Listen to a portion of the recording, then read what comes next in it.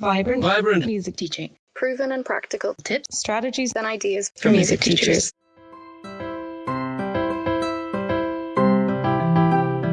You're listening to the Vibrant Music Teaching Podcast. I'm Nicola Canton, and this episode is all about outsourcing your studio admin.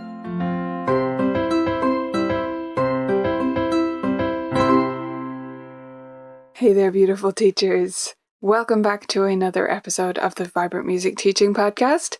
If it's your first time joining me here, then you are super welcome. It's great to have you as part of our little podcast bubble community. So today we're talking about outsourcing your music teaching studio admin. And that can sound a bit strange or a bit foreign, so I want to put in some guidance around what we mean by that right at the outset. What I mean by outsourcing is just taking things off of your plate. That's all it really means. In most cases, when people say outsourcing, what they mean is hiring out, hiring someone, usually a contractor, to do some work for you. Does that sound good? Does that sound appealing? Some people find that a bit intimidating, and so I want to be clear that that's not what we're about here. We're not going to suggest something that is for big mega studios that you could never do in your own personal self-employed little studio. This is something practical that absolutely all music teachers can do. So we're looking at outsourcing in that sense, but we're also going to be considering outsourcing to automation or to software. Because there are certain things that humans need to do, and there are certain things these days that humans do not need to do. And that is a good thing that we can celebrate rather than worrying about computers taking over our lives. First of all, though, let's talk about why you would even want to outsource this stuff. It may be obvious to some of you, but others will be looking at this going, I'm fine. And yeah, you're probably fine. You're probably getting through it okay. But chances are you've got a to-do list. And chances are not all the things on your to-do list have anything to do with your expertise as a music teacher. Do they? Is your to-do list full of things that only you could do or only someone with your qualifications could do? Do you only do things that are at your pay grade, quote unquote, that are up to your skill level? I doubt it. I know I catch myself doing things that I shouldn't really be doing all of the time. So you might be in the same boat. The hourly rate for a music teacher is not the same as one for someone who works in an office doing data entry. That's just a fact, or at least it should be a fact. If you are not charging more than the average temp office agency rate, then please up your fees. But chances are you are. You charge more for that time. And you charge more for that time, number one, because you do spend time outside of those teaching hours. So it's not a pure hourly rate at the rate you're charging, right? You spend time outside of your teaching hours doing work for your students, and that is part of it. But even when it comes beyond that, you should still be making more than the average temp from a temp agency. So if that's the case, then isn't it perfectly reasonable that you would hire someone to do some of that office work? Let's do a little thought experiment of sorts, a little walkthrough. How much do you make per teaching hour? How much do you charge per teaching hour? I know you're not charging per the lesson, you got the memo, but how much would you be charging per teaching hour if you did charge that way? We can all work out that figure. Let's say it's $100 an hour, just for fun, okay? So it's $100 an hour per teaching hour. Now, how long are you spending on some task? Let's take a task as an example. Updating your website. So you go in every week and you update the plugins and you check over everything. You check the form entries, whatever you have to do to keep your website up to date. So let's say you do that once a week and it takes you Oh, let's be moderate. Let's say it takes you 15 minutes, okay? So that 15 minutes at your hourly rate is $25. $25. Okay. Now, here's the question. Would you pay a general assistant, because this doesn't even require much technical expertise, a general assistant, would you pay them $25 for 15 minutes? Would you pay them $100 an hour? No! That is not the going rate for someone who does that job. And there's a good reason behind that. Why do we get to charge more? Because we had to start music at age 6 or 7, most of us, study for all of those years, potentially go to college for music, study for those years intensely, put in hours and hours of practice time, and then learn to teach. Our rates are justified and they're specialized. They're not something people can pick up just because, they know how to use a computer, which is something most people know how to use now. So this is not your area of expertise, and someone else could do it cheaper. And in some cases, you could automate these things. So this doesn't have to be about web design help. I'm just giving you an example, or web update help. I'm just giving you an example there. It could be about invoicing, bookkeeping, anything admin staff related. Let's take this thought experiment a little bit further. And I want you to imagine yourself, your business, as a big company. Now, I said right at the outset that this was going to be something relevant to small studios, and it absolutely is. But just imagine that you were a big, giant music school. You have 50 teachers, thousands of students. You would have admin staff, right? I mean, it'll be like a school. So you'd have an office and there'd be admin staff there. And which of the jobs that you do now would be done by that office? Those are the things that you can take off your plate. Another way to look at this, if you can't think it through in that way, is to just make a list of all the things you do. Sounds laborious, and it definitely is. But for a week, maybe 2 weeks if you're uber dedicated, start writing down absolutely everything you do as you do it. You can do this in a time log way. That's a great exercise as well. But even if you just make a list, invoicing, and then you check out some new books on YouTube, watch a YouTube review of some new piano books, then you do this, then you do that. And then go through that list and highlight all the ones that genuinely no one else could do. And if you're someone who's quite controlling, really, really think about it. Genuinely, only you could do these things. So that example I gave of checking out a new book on YouTube, you need to have that information inside your brain, and you need to put your opinion onto it, right? You need to assess it yourself in a lot of cases. So fair enough, you need to watch that YouTube video, that's fine. But you don't need to do those invoices. Someone else could do that.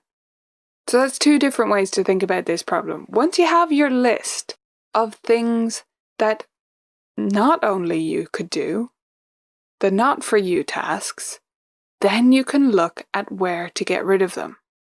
And before we launch into the 2 ways how you automate it or how you outsource it to someone else, let's just have a quick sidebar together about money. I know. Because you're yelling at me right now, right? Or you're rolling your eyes at me. Even worse, right? That's so much worse than getting yelled at, is someone just rolling their eyes in your face. Because you're thinking, okay, great, Nicola, very nice for you and your ivory tower, but I can't spend this money. I don't have it. Come back to that thought about your rates. You do have it. If you are spending all of your time, and I'm not talking specifically to teachers who are just starting out right now, but if you've been teaching for a little while and you have a fairly full roster, you do have that money if you budget correctly and you're charging the right rates. And you can spend that time on better things. What you're doing by outsourcing or automating this work is buying yourself back time. You all tell me you don't have time to do this or to do that, and this is one way that you can get some of it back. And you can spend it on things that only you can do. Or you can spend it on things that are important to you, that have nothing to do with work. You can buy back this time to spend with your family or to make more money in better ways. So, you have two options, as I've mentioned, to get these things off your plate once you have your list. And they are automation and outsourcing. In most cases, automation is going to be the cheaper option. In most cases, but not always.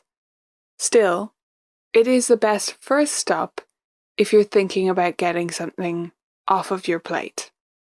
Now, this will of course require a little bit of research, but it's that investment that is going to pay off later.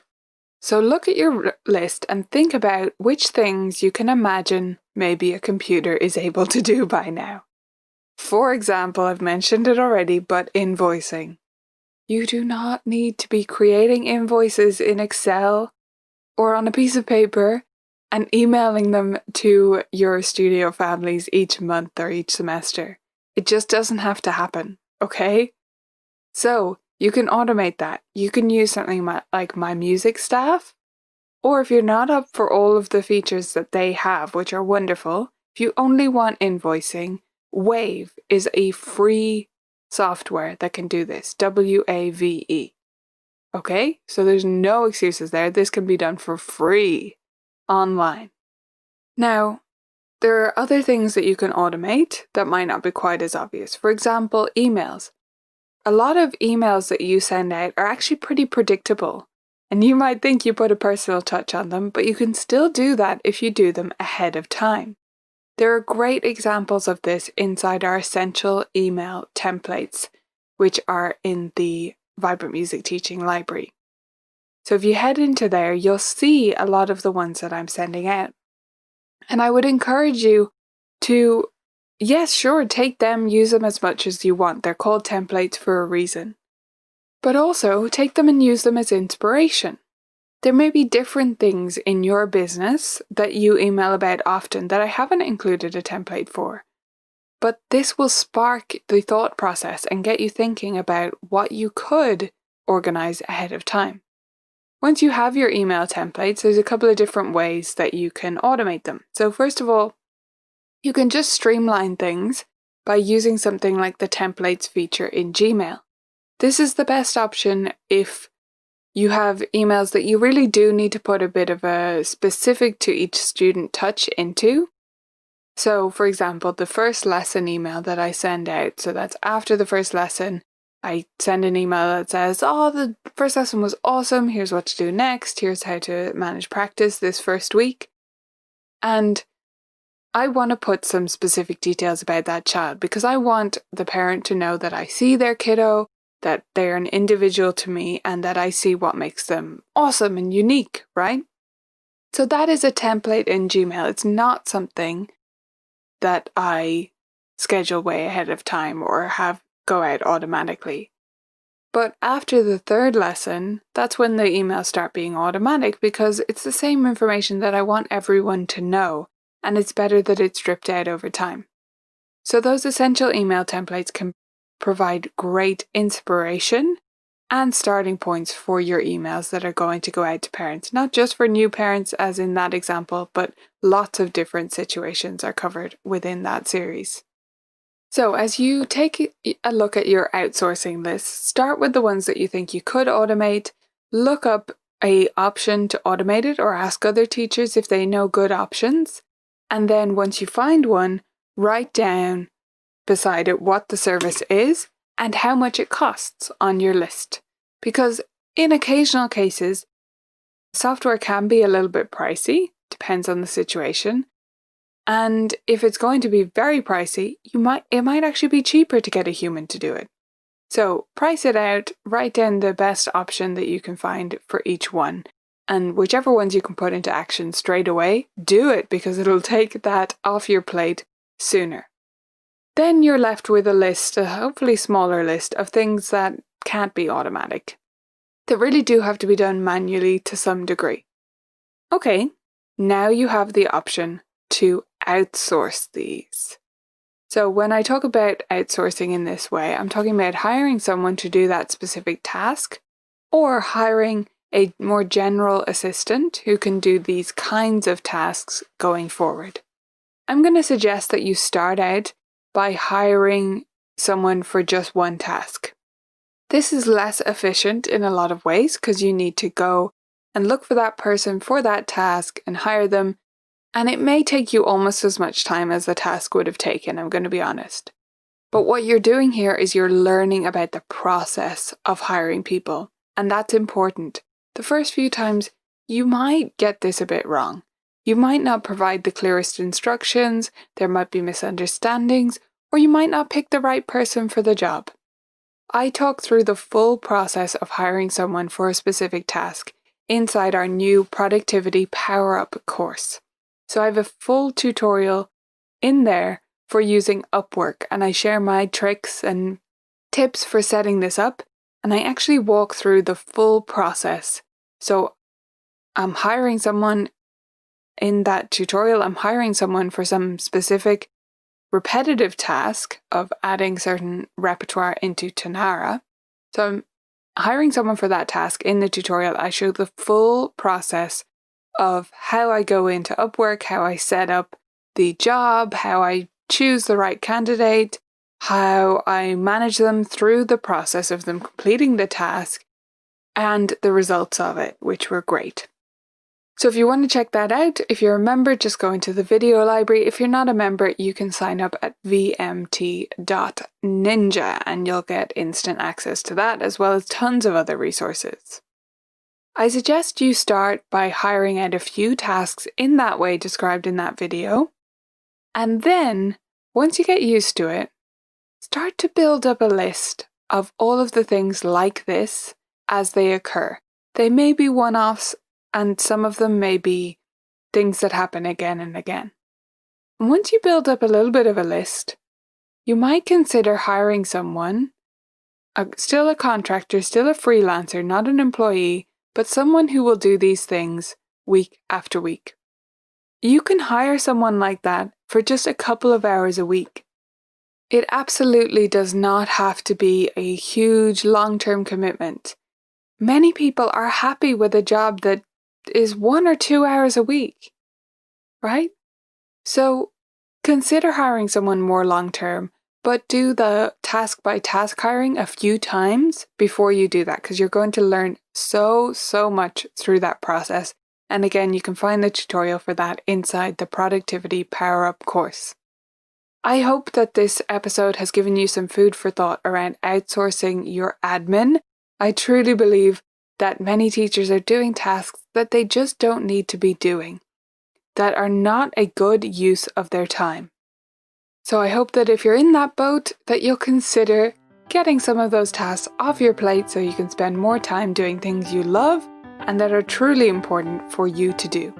That's it for this week. I'll see you back here next week for another episode of the Vibrant Music Teaching Podcast.